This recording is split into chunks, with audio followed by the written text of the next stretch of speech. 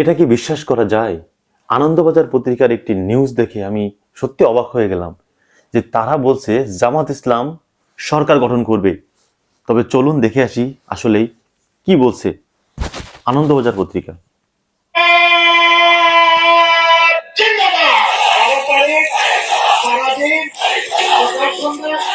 Return of the জামাত বলা যেতে পারে। আমরা মনে করি আমাদের এই জনপদ অসংখ্য আলমদের জনপদ, জামাতের একটা সম্পূর্ণ মেকওভার একটা হয়েছে।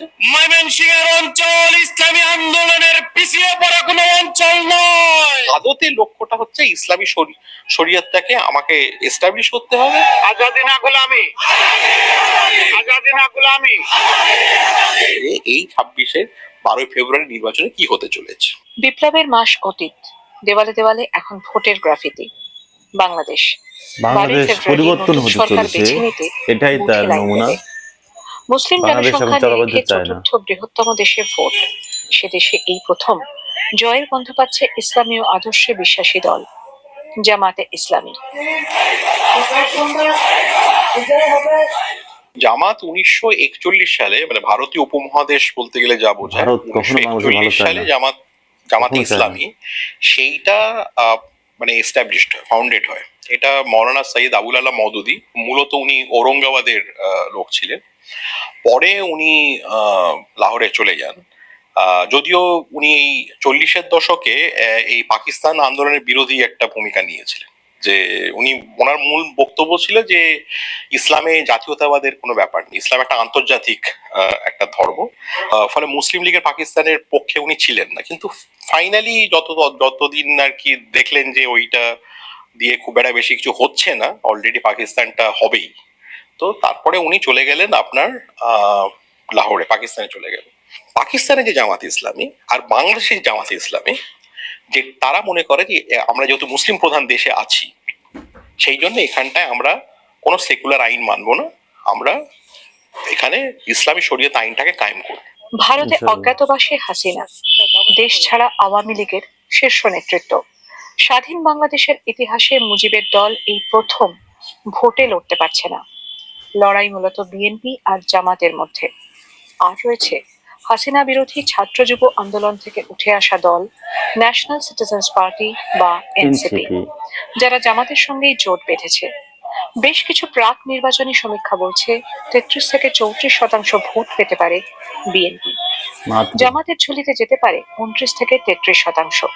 জামাতের জোট সরকার গড়লে 71 পরবর্তী বাংলাদেশের বাঁক বদল সম্পূর্ণ হবে, তাতে সন্দেহ নেই। 86 সালের নির্বাচনে জামাত প্রায় 10টার মতো সিট পায় আপনার পার্লামেন্ট। কিন্তু যদিও 86 সালের নির্বাচনটা অনেকেই বলে যে সম্পূর্ণ রিগড ইলেকশন, এবং সেখানে বিএনপি কিংবা আওয়ামী লীগের খুব একটা তার ভূমিকা ছিল না, মানে সেই ইলেকশনটা তারা লড়েনি। জামাতের হচ্ছে সব থেকে ভালো পারফরমেন্স হচ্ছে 91 সালের নির্বাচনে। জামাত 12.13% ভোট পায় এবং 17টা তারা আসন তারা জেতে। 96-তে তারা অনেক বেশি সিটে লড়ে, কিন্তু তারা ভোটটা পায় হচ্ছে আপনার ওই মানে 8%, 8% মানে কমে যায়। 2001-এ গিয়ে অল্প সিটে লড়ে আবার ওইরকম তারা ভোটের পার্সেন্ট কমে যায়, 4.5% মতন ভোট পায়। এবং 8-এ গিয়ে ফাইনালি আরো তারা ওই 4.5%, 8%, কিন্তু তারা 40টার বেশি তারা সিটে তারা লড়ছে না। যে আমাদের ইলেকটোরাল যে ক্রাইসিসটা, সেটা আপনার মোটামুটি 96 নির্বাচন থেকেই বোঝা যাচ্ছিল। এইটাকে হচ্ছে বলা যেতে পারে একটা ক্রাইসিস অফ ইসলামিস্ট পপুলিজমের যে জামাতের যে ধারণাটা ছিল। 1971-এ বাংলাদেশের স্বাধীনতার যুদ্ধে জামাত পাকিস্তানের পক্ষ নিয়েছিল। পাক সেনার হাতে হাত মিলিয়ে গণহত্যা চালানোর অভিযোগ রয়েছে জামাতের সশস্ত্র বাহিনী আল বদর আল শামসের বিরুদ্ধে। স্বাধীন বাংলাদেশ তৈরি হওয়ার পর জামাতকে নিষিদ্ধ ঘোষণা করে মুজিবুর রহমানের সরকার। হাসিনার আমলের দ্বিতীয়বারের জন্য নিষিদ্ধ। 71-এর গণহত্যায় জড়িত থাকার অভিযোগে জামাতের একাধিক নেতার ফাঁসি হয়। মুক্তিযুদ্ধের ইতিহাস তাড়া করে বেরিয়েছে কিভাবে বেরোবে, এটা কিন্তু তারা সঠিক খুব দিক নির্দেশ তারা খুঁজে পাচ্ছিল না। এবং ক্রাইসিসটা তার পরের 10, 12, 15 বছর পর্যন্ত চলে, মানে এই ক্রাইসিসটা 24 পর্যন্ত চলে। ফলে নাম পরিবর্তন করার তার একটা চেষ্টা করেছিল, আমার করেও ছিল।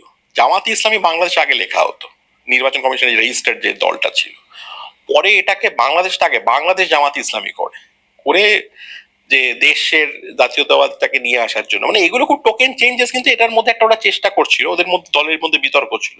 ক্রাইসিস থেকে এবার জামাত হচ্ছে এবার বাইরে আসছে, এটা নতুন একটা টার্ন হচ্ছে আর কি। টার্নওভার তারা অনেক অস্বীকার বেশি করছে এখন বাংলাদেশ পপুলার জামাত ইসলামী ক্ষমতায় যতটা আগে তারা ছিল তার তুলনায়। বিএনপি এখনো বোঝে নাই। কিন্তু এক্সাক্ট কত তারা ভোট পাবে কিংবা তারা আসন পাবে সেটা অবশ্যই 12 ফেব্রুয়ারি পরেই আমরা জানতে পারবো।